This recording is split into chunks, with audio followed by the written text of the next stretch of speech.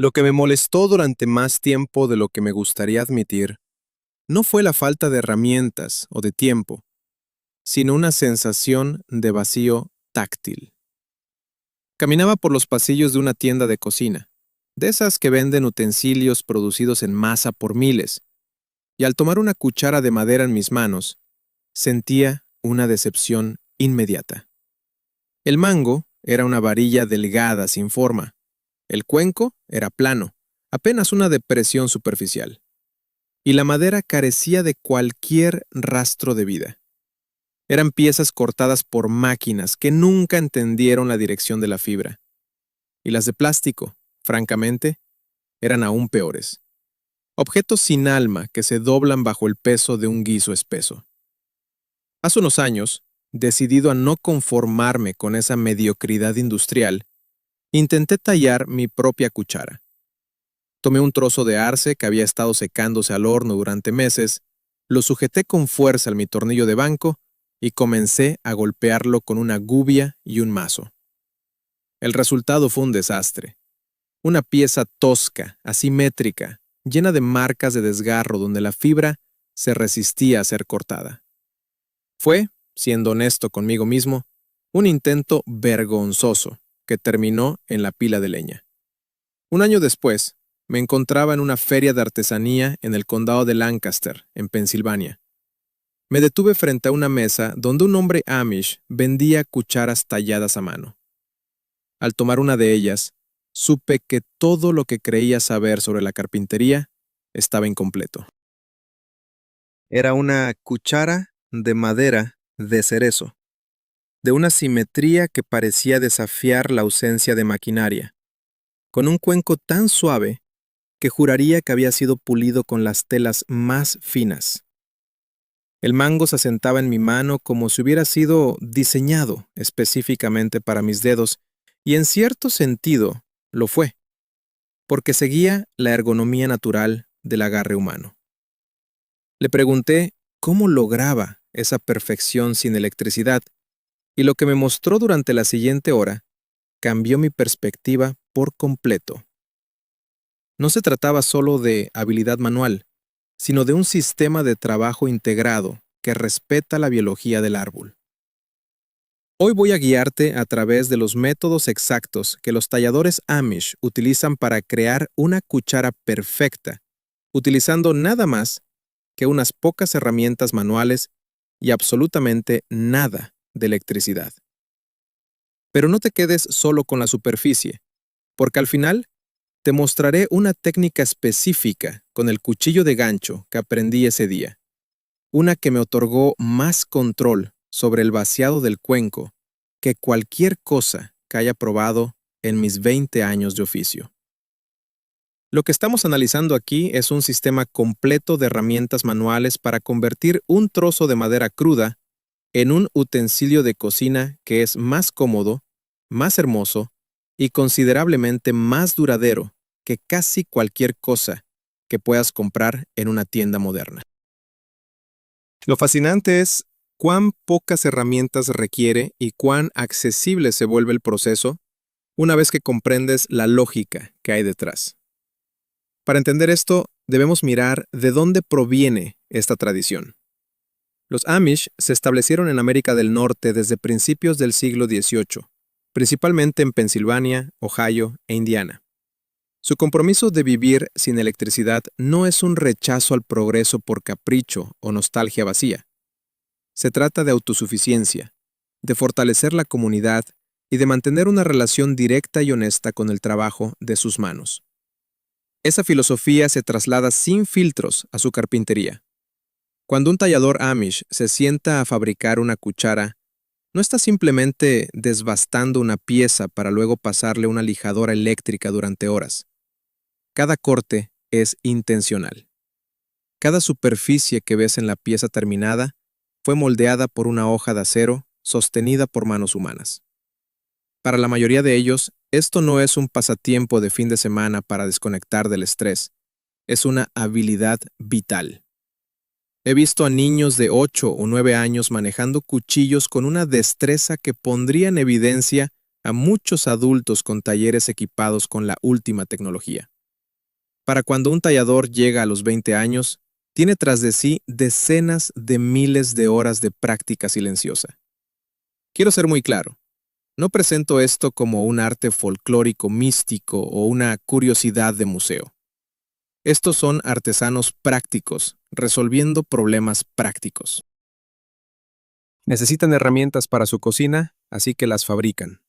Y debido a que han estado refinando este proceso durante 300 años, utilizando únicamente herramientas manuales, han descifrado secretos técnicos que la mayoría de nosotros, distraídos por los motores y el papel de lija, hemos pasado por alto por completo.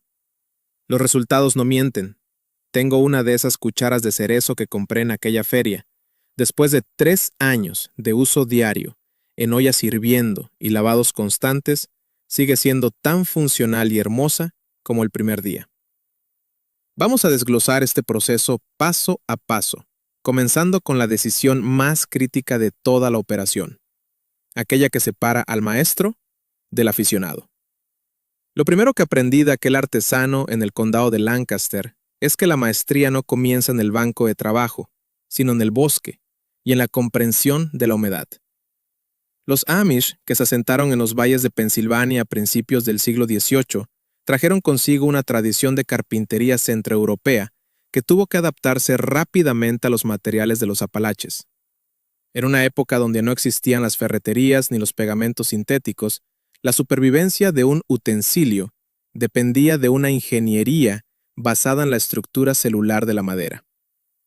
El cerezo negro, o Prunus cerotina, abunda en esas tierras y se convirtió en el estándar de oro para ellos.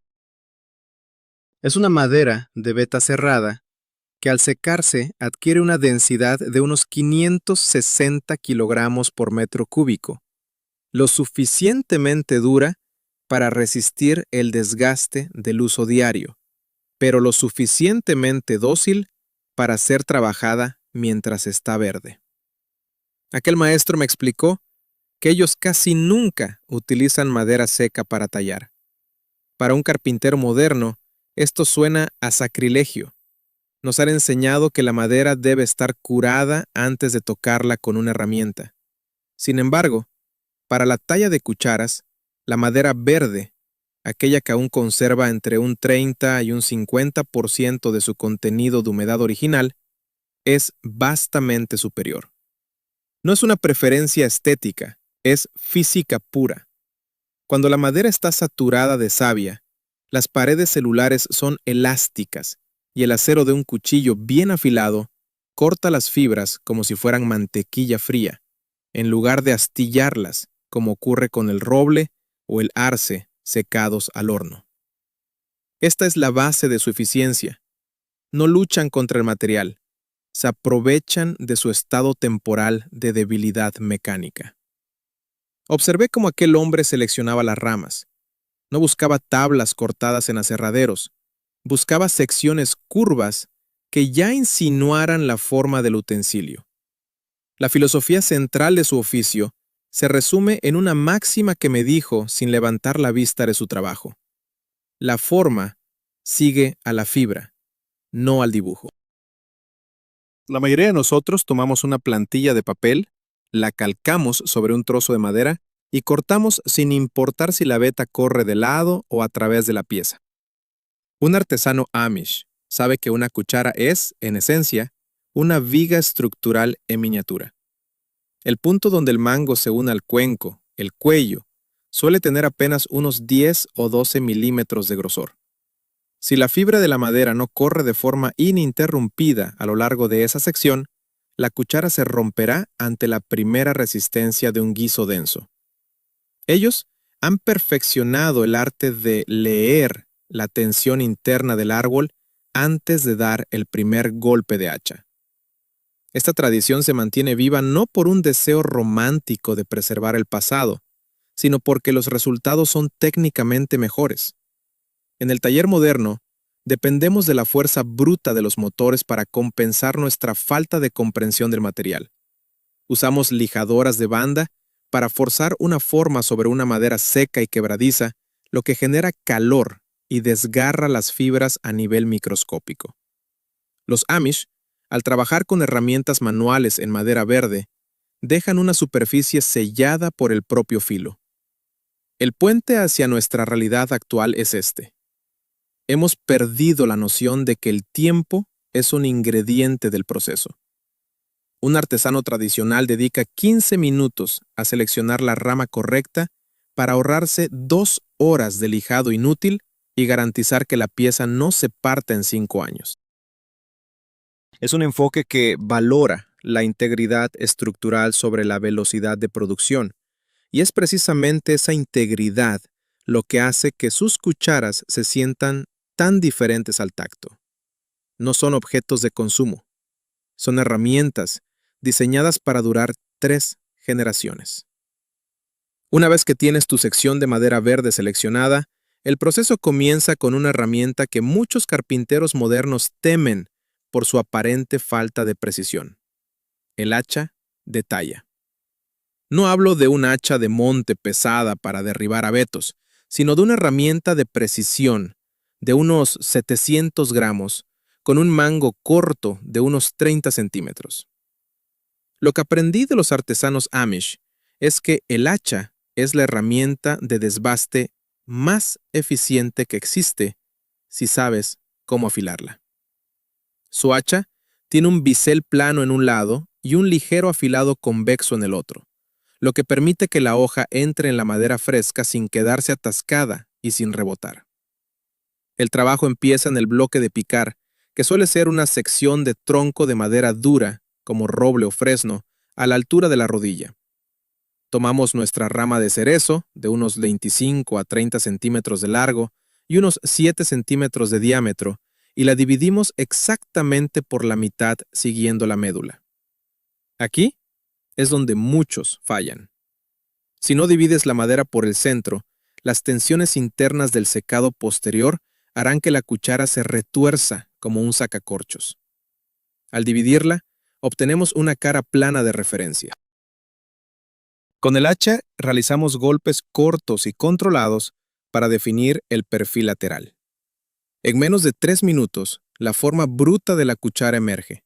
El mango se estrecha, el cuello se adelgaza y el extremo del cuenco conserva su grosor. Recuerdo que la primera vez que intenté esto en mi taller, usé un hacha de campamento estándar y terminé destrozando 3 piezas antes de entender que el peso y el ángulo del bisel lo son todo. Con el hacha correcta, puedes acercarte a unos 3 o 4 milímetros de la forma final, ahorrándote media hora de trabajo agotador con el cuchillo. Intentar saltar directamente al cuchillo sin pasar por el hacha es un error de principiante que agota tus manos antes de llegar a la parte creativa. Con el desbaste inicial terminado, pasamos al cuchillo de talla de hoja fija, a menudo llamado cuchillo Sloyd, pronunciado Sloyd. Estos cuchillos tienen una hoja de unos 75 milímetros, con una punta fina y un vientre curvo. Pero aquí está el detalle técnico que marca la diferencia: el afilado. Estos artesanos no consideran que un cuchillo está afilado si no puede afeitar los vellos del antebrazo sin esfuerzo. Durante el trabajo, lo pasan por un asentador de cuero con pasta abrasiva cada 10 o 15 minutos. Si sientes resistencia, es que ya vas tarde con el asentador. El mango se talla primero. El método Amish dicta trabajar desde el extremo hacia el cuello, usando cortes de empuje largos y fluidos. Pero aquí descubrí algo que desafió mi formación. Ellos no buscan un mango perfectamente redondo o cilíndrico. De hecho, evitan la redondez absoluta. Los mangos Amish suelen ser ligeramente facetados, casi como un octágono muy suave. La razón es puramente funcional. Un mango redondo gira en una mano mojada o aceitosa, mientras que las facetas ofrecen puntos de presión que permiten un control total sobre el ángulo del cuenco durante el uso. Pasé años lijando mis mangos hasta que parecían varillas de cortina, solo para darme cuenta, después de probar estas cucharas, de que estaba eliminando la ergonomía real en favor de una estética plástica y artificial. Cuando llegamos al cuello de la cuchara, entramos en la zona crítica. Es la parte más delgada, donde reducimos la madera hasta unos 10 o 12 milímetros de grosor. Aquí no se usan cortes de fuerza. Se utiliza una técnica de palanca con el pulgar. Sujetas la madera con una mano y usas el pulgar de esa misma mano como punto de apoyo para el dorso del cuchillo, tirando de la hoja hacia ti con un movimiento de rotación de la muñeca. Es un control milimétrico.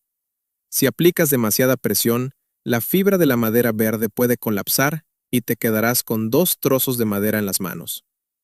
La sensación física de este corte es casi quirúrgica.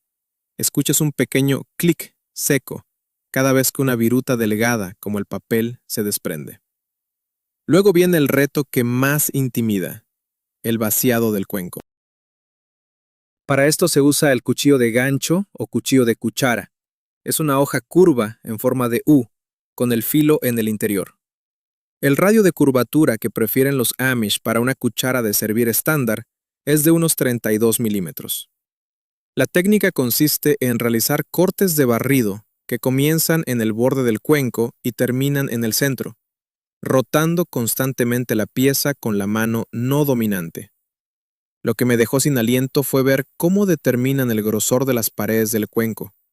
No usan calibradores ni reglas, simplemente sostienen la cuchara a contraluz, apuntando al sol o a una lámpara fuerte.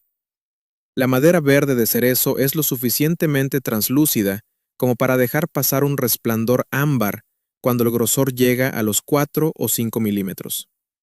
Si ves una mancha oscura, esa zona está gruesa. Si ves un punto brillante, te has pasado de profundidad. Es una solución de una elegancia técnica absoluta que utiliza la propia biología del árbol como herramienta de medición. La simetría es el siguiente paso y aquí es donde el artesano se diferencia del operario de máquinas. No hay plantillas.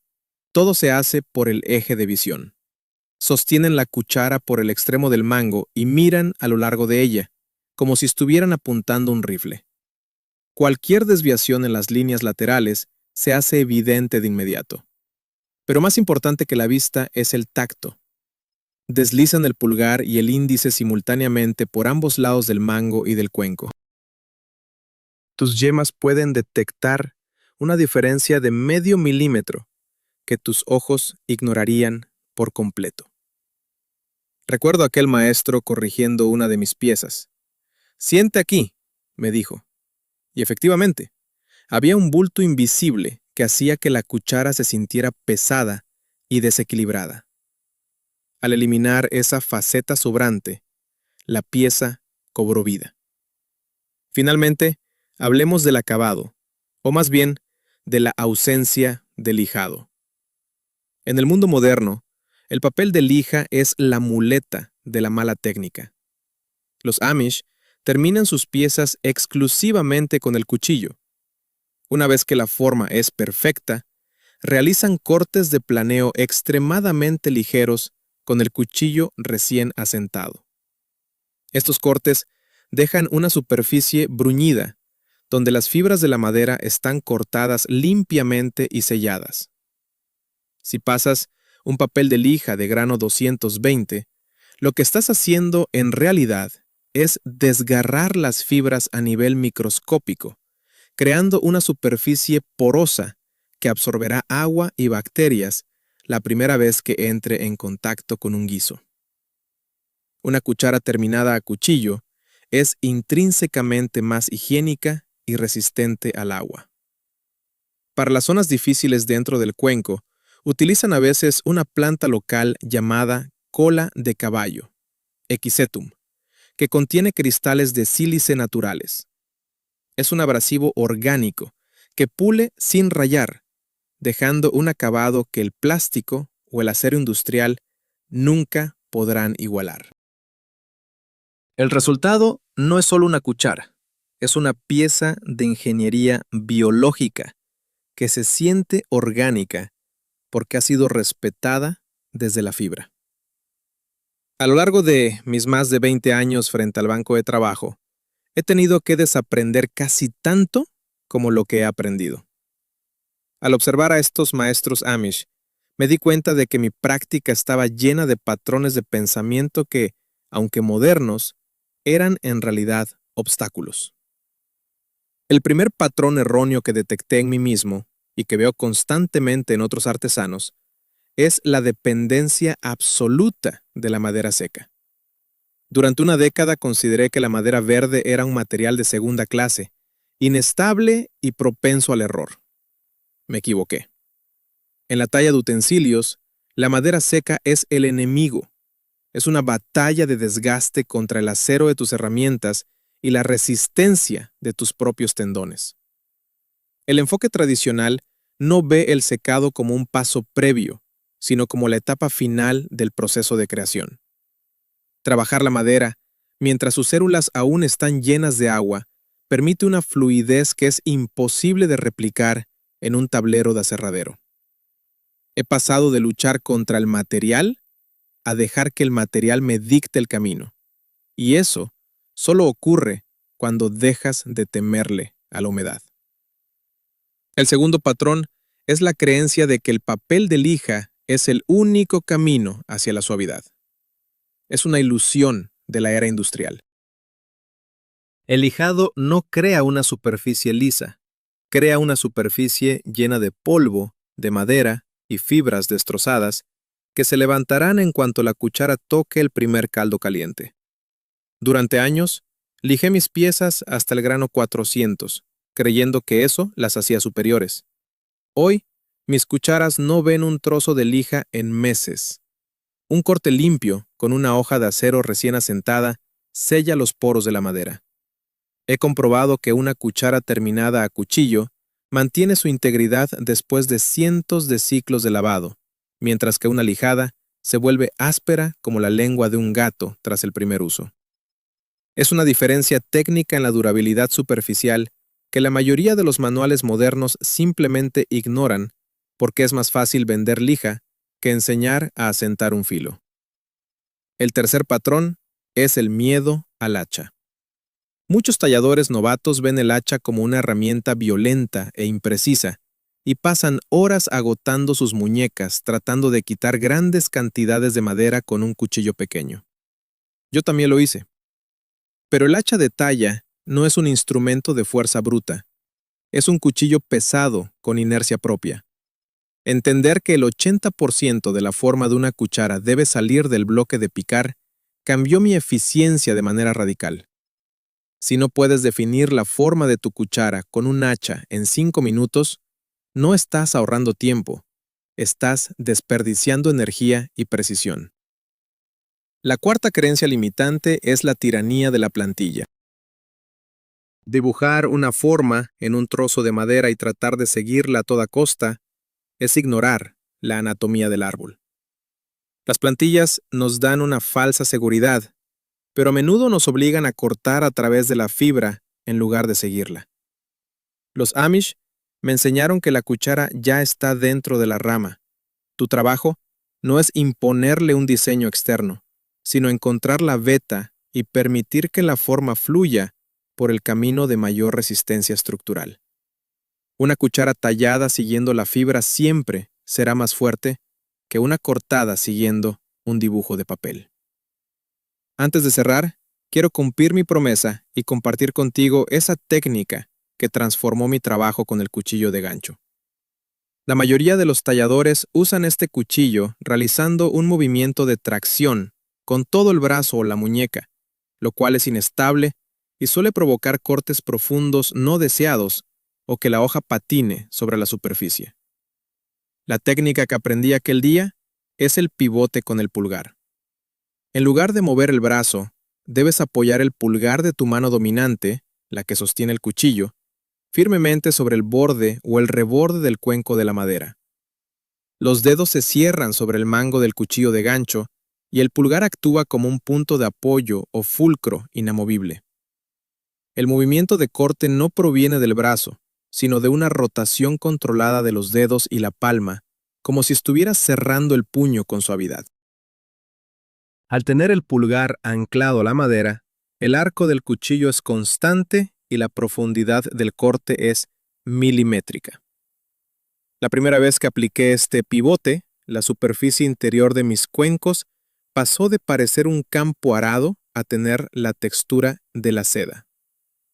No es una cuestión de fuerza, sino de geometría. Pruébalo en tu próximo proyecto. Te aseguro que sentirás que finalmente tienes el control sobre la herramienta y no al revés. Una vez que la cuchara está tallada y el cuenco ha sido vaciado con ese control preciso, entra en juego la paciencia. La madera verde debe secarse, pero no de cualquier manera. He visto a gente poner sus piezas frescas sobre un radiador solo para encontrarlas rajadas al día siguiente. El método que sigo ahora es dejar la cuchara en una zona ventilada y a la sombra durante unos 5 a 7 días. En Pensilvania, los Amish a veces las colocan en un estante alto, cerca de la estufa de leña, donde el calor es suave y constante, nunca agresivo. Después del secado, el tratamiento final es lo que le da la vida eterna. Utilizo aceite de nuez puro, aplicado generosamente y dejando que penetre durante 30 minutos antes de retirar el exceso. Para un acabado más robusto, fundo cera de abejas natural en aceite mineral caliente, en una proporción de 1 parte de cera por 4 de aceite. Esta mezcla crea una barrera hidrófoba que protege la madera de las manchas y la humedad. Con el uso constante y un aceitado ocasional cada mes, la madera de cerezo desarrollará una pátina oscura y profunda que ninguna pintura o barniz sintético podrá igualar jamás. He pasado mucho tiempo recopilando estos métodos de carpintería tradicional que la industria ha intentado enterrar bajo el ruido de las máquinas eléctricas. He volcado todo ese conocimiento, estas 100 técnicas olvidadas por los artesanos modernos, en un libro que he titulado The Old Ways. Son secretos prácticos, con explicaciones detalladas y fotos de cada paso, diseñados para que puedas aplicarlos hoy mismo en tu taller. Si quieres profundizar en este mundo y recuperar la conexión con tus materiales, puedes escanear el código que ves en pantalla o entrar en el enlace de la descripción. Te agradezco que me hayas acompañado en este recorrido por el taller Amish. Espero que estas palabras te sirvan para ver tu oficio desde una perspectiva diferente, una donde tus manos y el acero vuelven a ser los protagonistas. Suscríbete si quieres seguir explorando conmigo estos caminos olvidados. Ha sido un placer compartir este tiempo contigo. Ahora, ve a tu taller y talla una cuchara.